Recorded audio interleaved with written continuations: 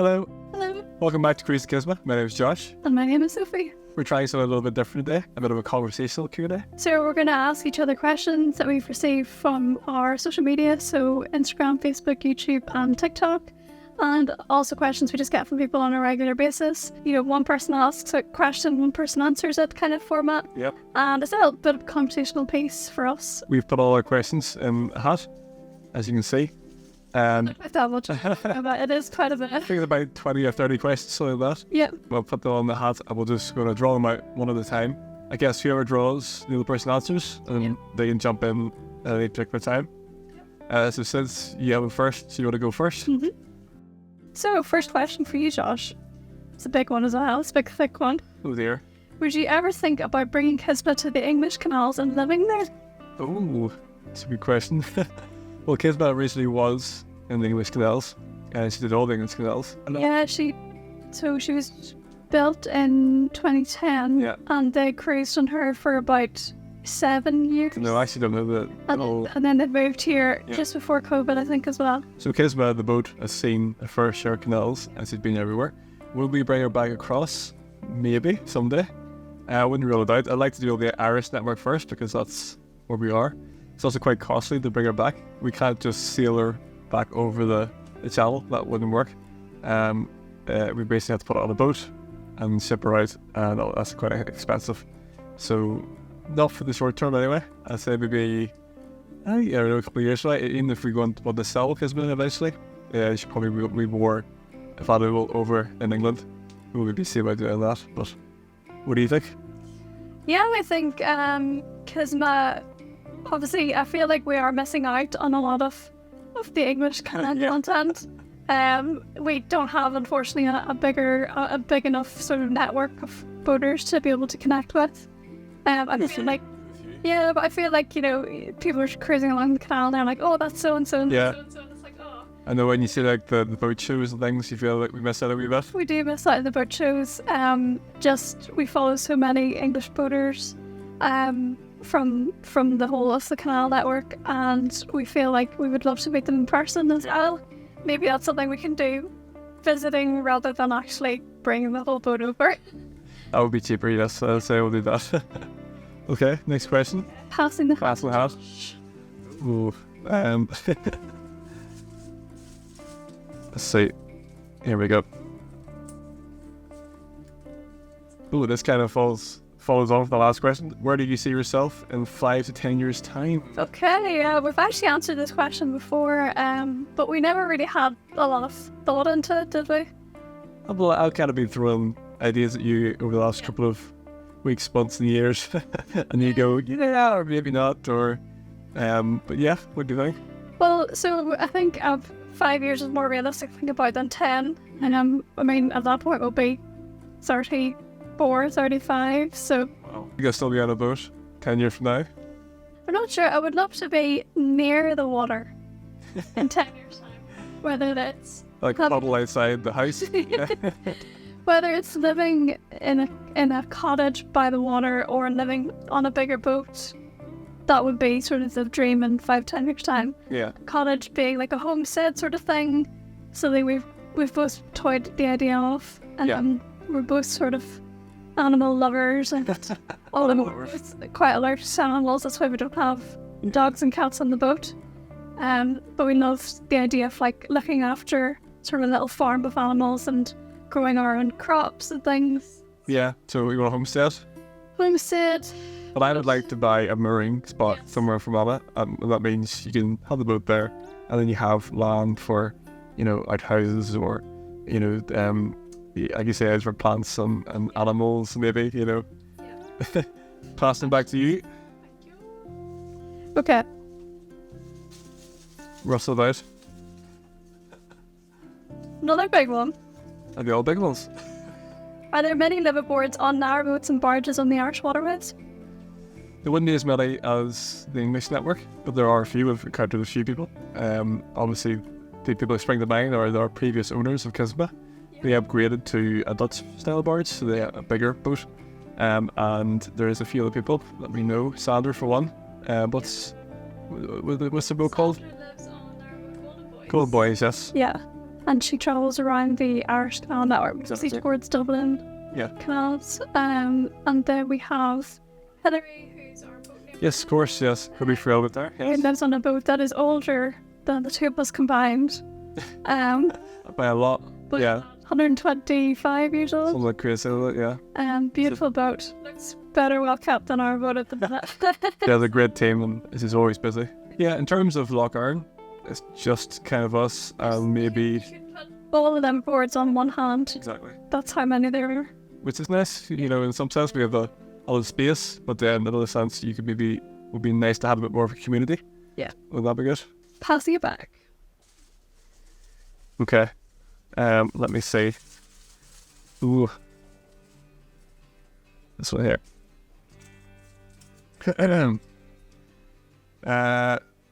Where is your favourite place to moor on the Irish waterways? Oh, that's a lovely question. So there's different parts that we love on the Loch Earn specifically. Yeah. So that would be Clunatrick. Clunatrick is a really good spot. Yeah. Very secluded, very, you know, tranquil, and then there's lots of, it's just down a small river. Yeah. Not a huge amount of traffic there as well. And the first time we went there actually was when I first saw my first ever kingfisher. Oh really? Didn't I? Oh, cool about that. Yeah, so that's why I love that spot, is because the kingfishers fly really low in that area because there's a lot of tree cover. Yeah, wearing a necklace. This daughter got a very beautiful necklace for my birthday of a kingfisher. And then I would say the more towards the Shannon or waterways, it would be Achlean I quite like. I really liked, what was beside Drumshambo? What was it called? Oh, Acres Lake. Acres Lake was really nice. Yeah. And then, what's the first place we stayed at? Hot and Shore. Hot and Shore was a really nice spot. Yeah, Really so stunning. it's just in a little bend before you hit Garradice or Garradice Loch. The two locks. Right, okay. And there's like a camping area there, so a lot of people will camp and have their caravans and things. Yeah. But it's such a beautiful little sort of cove. Yeah, the little hideaway. And yeah, the Acres Lake just beside the distillery, Drumshanbo Distillery. Yeah. Other places would be Devonish Island. Devonish Island is a different one because you're mooring on an island. It's we did do a mooring that was attached to nothing. It was just a jetty. Oh, you can't remember the name of that, can you? I remember we struggled. Kildy-Barton Lake, is it? Or Jetty, just because. yeah, that's a funny name, wasn't it? I'd say our favourite would probably be Clunatrick in the upper or lower loch, Yeah, and then Hot and Shore Yeah. on the Shannon. exactly right. Back to you. Thank you very much. Oh, drop one. I'll pick up the drop one and I'll ask you it. Okay. Oh, there. Do you ever find it hard to sleep with the boat rocking? Never found it hard to sleep with the boat rocking. Not really. I mean, it's more the noise kind of keeps me, or annoys me. The noise annoys me. There you go. If it's really, really windy, the waves can splash against the boat. When you're lying down, your head is very close to the waterline, which means like that really kind of can get in your nerves. And then you have like ropes, you know, moving. There's Yeah, general, just, you know, move out of the boat. You're not tied down, so there's going to be some. Even at the minute. yeah. We're You getting may, you may pick it up with the cameras, you may not. We are getting quite a bit of a storm. There's, what's the storm called? That we're getting sort of a... Anthony, is it? The storm Anthony? Yeah, this is my office name storm, the first one of the year. In August. Can you believe it? August, and we're getting sort of the tail end of it at the minute, so it's a little bit of wind, but Yeah. it's not too bad. We also... Yeah, I mean, I find it quite tranquil actually sleeping whenever the boat's rocking a little bit, because it reminds you of like a True. baby child, you know, whenever you're rocked to sleep. Like, I do find in the winter, when the fire is on, it's really snug and it's warm, and you're sitting at the desk doing some work, and it's rocking and it's warm, and you feel Quite big. and it's putting you to sleep. Just obviously human nature, and it's sort of like, oh, this is quite nice, you know. So Yeah. not for everybody, but for us, it's quite tranquil. Here you go. Pass it back. Thank you. So, do you ever miss normal living? Oh, I think I remember that question. It was on Instagram. What is normal living? Define. I mean, normal means, you know, going to bed, Bricks and mortar. normal bed, having Yeah. a roof over your head. That's considered normal. Yeah. having running water. There is some things we missed in there. Yeah, I mean, space is probably... Yeah, space is a big one. I think it's more the fact is that, say you had something like a project laid out, and then you go, I want to go away for a couple of hours, come back. Like, at home, you can just leave the room and go to a different part of the house. Here, if you put it down, it's going to be right where you left it 2 seconds later, because there is only like a couple of rooms in this. And if it's not in the bedroom, it's going to be in the living room. If it's not in the living room, it's going to be in the kitchen. Yeah, stuff needs to get moved like quite quickly. Yeah. Especially like shopping and things. If you're doing shopping while also working. And drying. The laundry. That is really hard. So it's something that we have to manage. Think about, yeah. And also just, it's not really, we're not really hoarders, so that's not an issue, but it's more just space gets taken up by stuff quickly, so dishes. I would say it's really easy to clean the boat, but it's also very easy to get it messy. Yeah. A lot of people do say that. Yeah. Yeah. So, yeah, so I miss like a flushing toilet would be the one. I mean, I'm not overly like missing it because I find that our toilet is so much more friendly. You don't have to empty the toilet, I do. That is actually question half of our toilet setup. Okay, we'll wait for that. People will get it. Yeah. But otherwise we keep it hush hush. Exactly right. Back to me. Back to you. Thank you very much. It's a nice little house to do with them. Go say you got that in London at least. Yeah.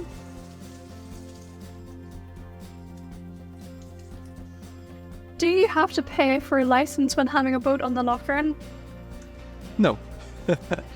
You pay to register your boat, obviously with Waterways Ireland, and I can't remember how much that is. How much it goes? It's like 20 quid? It's like 30 quid. Even if you change ownership, you still have to pay. Yeah, but it's a registration fee, so it's a very small fee. In the UK, you pay to river license. The river trust license, yeah. It's quite a lot, I think. Does it, am I right in saying this, or is this a myth? Does it depend? The length of your boat, yes. So it's X amount times the length of your boat. I think it's like £1,000 or more than £1,000 these days. So we would be paying quite a lot because we're 60 foot. Well, that's a standard kind of size for Narrowboat, but yeah, you're right. So the English will pay a license fee, but we don't, as of yet, have to. Yes. And that may change in the future. I would actually argue for having a license fee because we do have the very best amenities, you know. There's actually many jetties in the Lochran specifically that don't have water. No water, obviously no electric, no toilets, no, you know. Barely parking sometimes. Barely parking, you might park a grass verge the whole time, yeah. So in theory, if there was more money going in. Yeah, I would happily pay for a license. Me too. Just keep that upkeep of the loch. I know there's also parts of the loch that is now the navigation is closed because they don't have, they possibly can't afford to dredge it. Yeah. Dredging means getting rid of all the sludge and the bits on the bottom of the loch, and that causes a lot of boats to get stuck. More your plastic boats though, like we're... Yeah, plastic. Tupperware boats. Tupperware boats, yeah. I love that word, Tupperware boats. We are flat keels, but yeah, it would be a problem. I feel like if there was more money invested into Waterways Ireland, there'd probably be more of the navigation open. Well, I still would like to see some of the canal network that fell into disrepair. Yeah. To redug and put back into life, and then we could go all the way up to, you know, the north, all the way up to Belfast. Yeah. It's mad. It'd be brilliant. Crazy. Passing it back to you. Thank you. We're flying through this. Yeah, alright. Will you ever change the name of our boat? Personally, I don't want to. I don't know if you feel the same. We've had people say we should change it to Cruising Qisma. Yes. Instead of just Qisma. It does say on the side Qisma 2. Yes. I don't think it should be right because it's Qisma to us is Qisma. There's no other Qisma, you know. We always get asked where's the other Qisma? Where's the other? We did that. Two boats. We're like no. Yeah. But no, Qisma is beautiful. It's unique, and it gets people asking, you know, questions. An icebreaker almost, like how do you pronounce it? How does it? You know, what does it mean? Things like that. So, yeah. It's really bad luck to change the name of the boat. This is my way one, and I'm not very superstitious, but you live in the water, you want to try and... You want to try and adhere to all of the boat. All the rules, especially not unofficial. Yes. Back to you. Thank you very much. What do you both do for work? What do we both do for work? We do YouTube full time.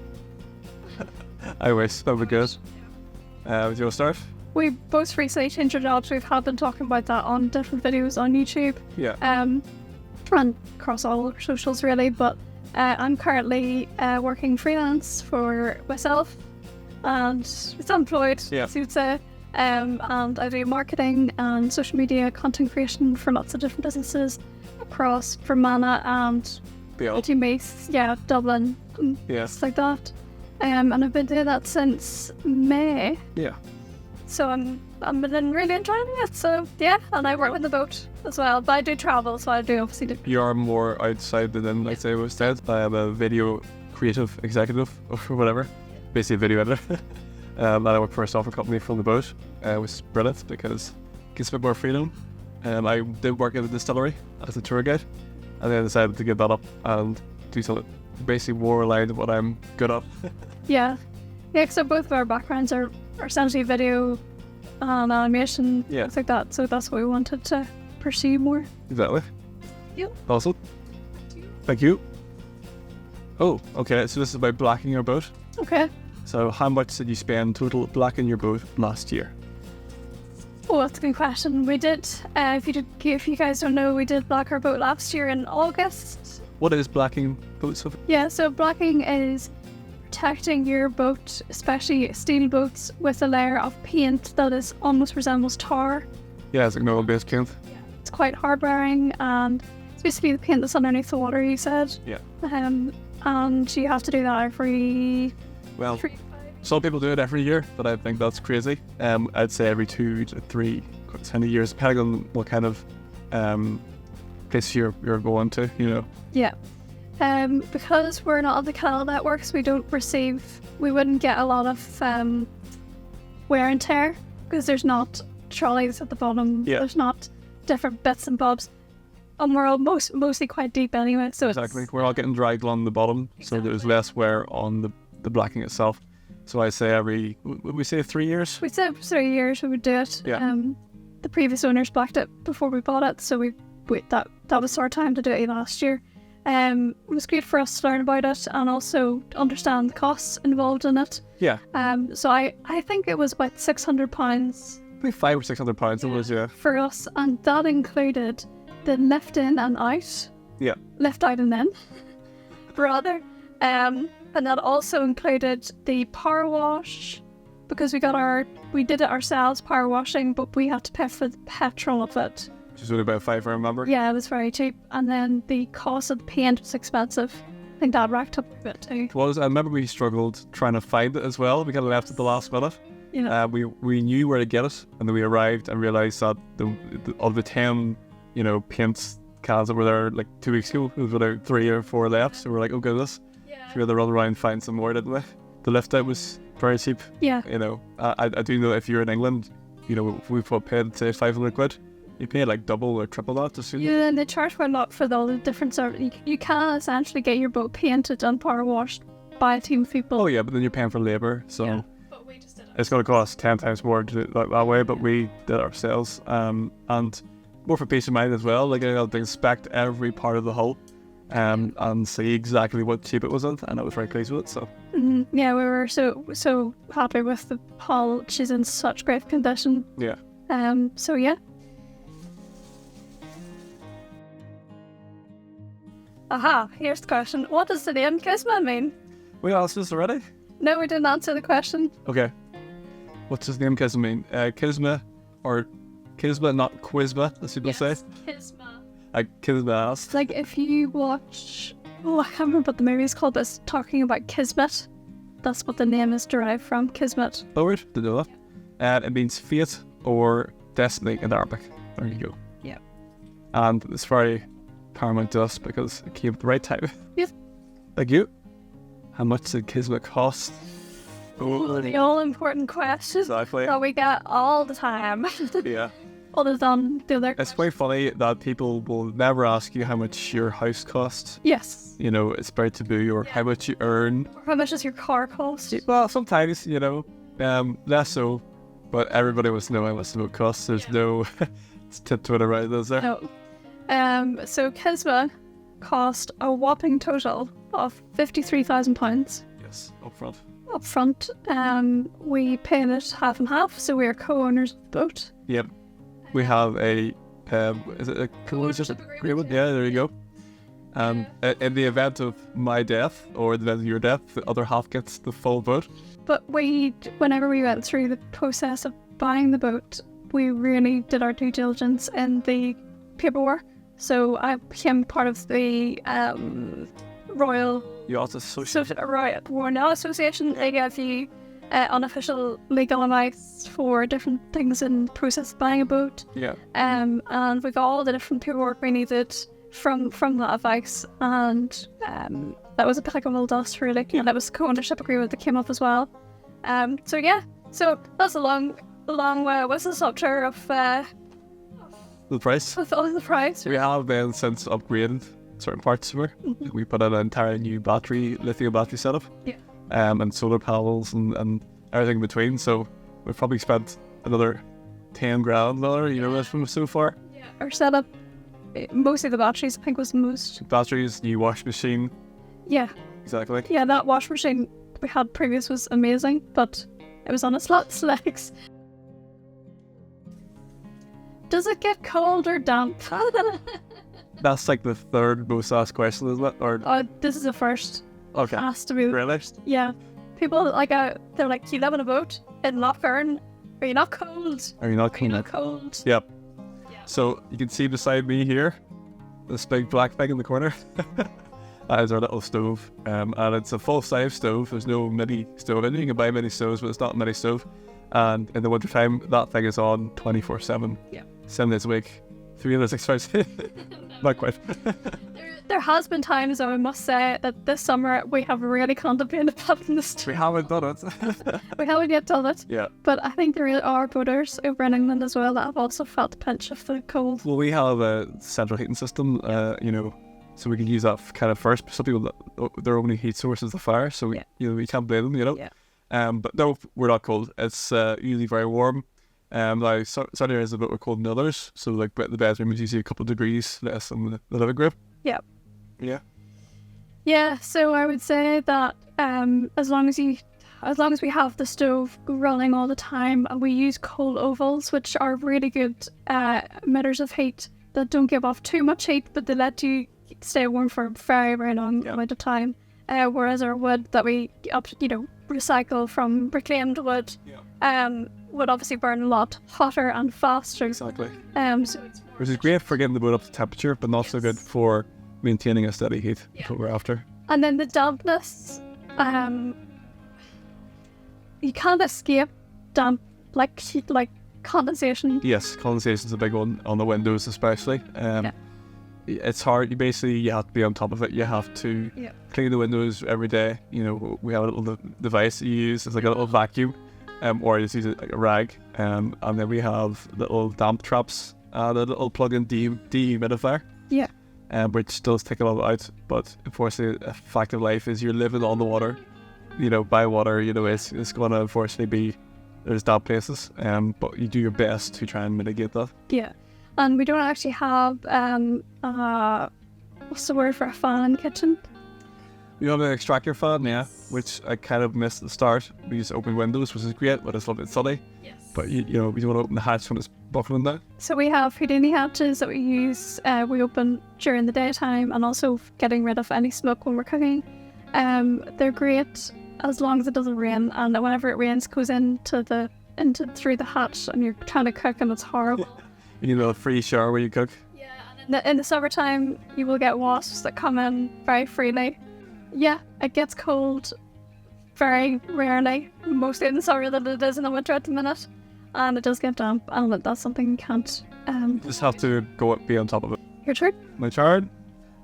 Ooh, how much does a mooring cost each year on Lough Erne? Right, so that depends on your length of the boat.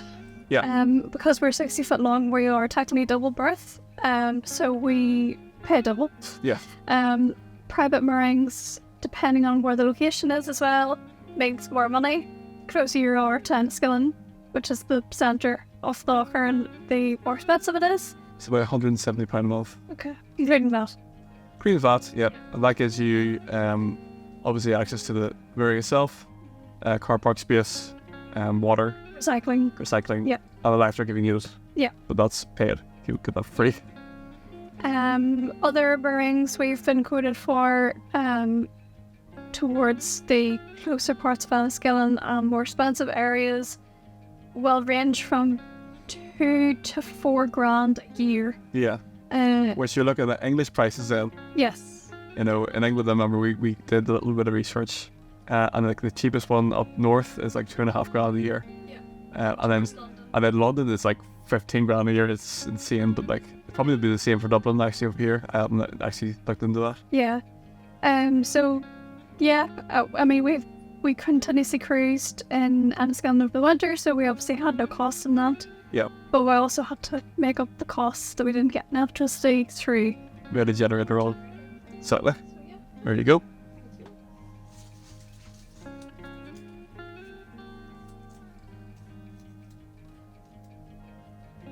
Is living on a narrowboat safe? Yes, I believe so. Yeah. It's not.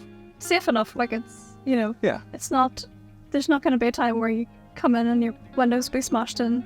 It's not very often that happens. It's very rare, both English and Irish canals. Well, it's like anywhere. If you live in a house, there's a chance of it will be burgled or burned down or whatever, Like, obviously, there's a level of risk involved. Yeah, so there was an incident with a close online friend that we have called Memoon. Laura and her boat Memoon, unfortunately, were vandalised when she was away for a few days, and that was really upsetting and unfortunate.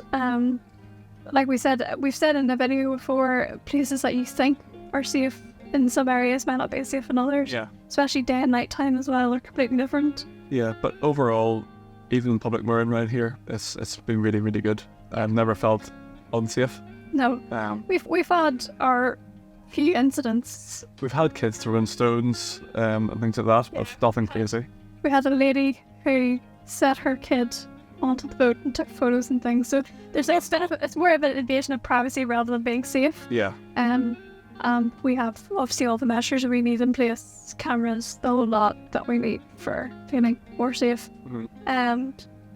Normally a rule of thumb is for us when we moor at a spot and we feel it's not very safe, we probably move on. Yeah. But that's not very common Exactly. here. Yeah. What are your top tips for someone who want to live on a boat? All these questions are really good. We've created them from all our social media, so it's obviously genuine. People are genuinely interested in buying and living on a boat. Especially with the current house market rates, that was definitely a big draw for why we decided. On top of it's a lifestyle thing, I think people, they try and, I'm going to do this as a cheap way of living. They'll not enjoy it because you have to enjoy it first, and then that's like a plus. Yeah. I would say that always, no matter if you're even just buying a boat that you're staying in for the weekend for a holiday boat, still try doing a boat holiday beforehand. Yeah. That just helps you understand what it's like, especially in the locker, and there's such a change in weather. I don't do it on the best day of the year. Yeah. And then say I want to live in this because, unfortunately, the best days of the year are very few far between. When we moved on the boat, we bought her in August. It'll actually be a few days from now that we've been there for 2 years. Not bad. Yeah. I know. So when we bought her, it was fantastic weather. It was so hot. It was perfect for you to do lots of different painting jobs. You're so busy. I basically lived outside. It was brilliant. Yeah, and it was great. We had barbecues all the time. Barbecues every night. Yeah. And then we had a really rough winter. Yeah. And I wouldn't say we were prepared for it. We had 3 storms in a week as well. But how do you prepare for that, Do your research, watch different boat YouTube videos. We find that getting a lot of information from that. And, don't just put the ownership on them. Don't be like, you must tell me every single thing in the comments, because that will get you so far. You have to go and do your own little bits of research. Yeah. And put it all together and make up your own mind, because what is best for me and you may not be best for someone else. We have certain things that we like, and again, people might like that, so you have to, take it, weigh it all. Yeah. It's difficult from time to time. We don't do that. It's very rewarding. Yeah. I've always said that boat living will give you a bit of a purpose. Yes. Because if you don't fill up your water tank, your water will run out. You know, same with your fuel tank and things like that. Like there's a lot of maintenance involved, but that gives you purpose. This is great. So, final question of the series is, why did you decide to live on a boat? Oh, you have 3 hours. Yeah, do you have a time for a novel? Exactly. Why did you decide to live on a boat? Well, I can tell you the long story short kind of version. Would that be good? Here for you to explain the way I would just go on. Well, that's true. So we both went to uni in Stoke, and there's a lovely sort of park that runs through the whole place called Hamley Park. Do you remember that? Yep. And there's a canal that runs through the centre of the park, and there's loads and loads of narrowboats go up and down every day. We realised over the course of studying there for a couple of years that Stoke is a pretty big boat-centric place. I remember we were walking to university, you know, along the canal. It was lovely. And then we'd go out for walks, and there was different, you know, canals about. Our favourite pub was beside the canal, so there's it was Stoke is sort of like a hub for. There's quite a few boat builders in Stoke as well, and we see this and thought lovely, very nice. And then our friend decided he would like to buy one to live in it to save money in uni, and we all thought he was crazy. Yeah. Really stupid. Now he was, because he wanted to buy a boat for, I think it was under £1,000, which is a heap of scrap. Yeah, so we said, I remember saying them, you're absolutely bonkers, why would you live on a boat and all this? You're going to get hypothermia, you're going to... Yeah, and we were like, you know, why would you want to be out floating, you know, on the water? It's so weird.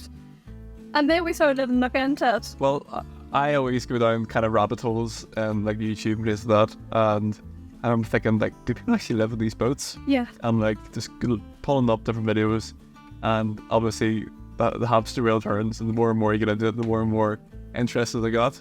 And then we obviously started, you know, thinking about the future, what we're going to do after uni, and we said we'd love to buy and live one of these things. Yeah, and we we went to university pre-COVID, and we were very much ready to start buying a boat. And we did a little Narrowboat holiday first. We did, yeah. We went to Ashton under Lyme outside Manchester. Yep, brilliant. Those were your birthdays, and it was a little boat that was like 100 years old. Narrowboat, yeah. Tatty thing, but it was so cute, and it had a little fire on board and things. It was very cute. And we did it in November. Yeah, we did it in the winter. So we knew exactly what we're going to do.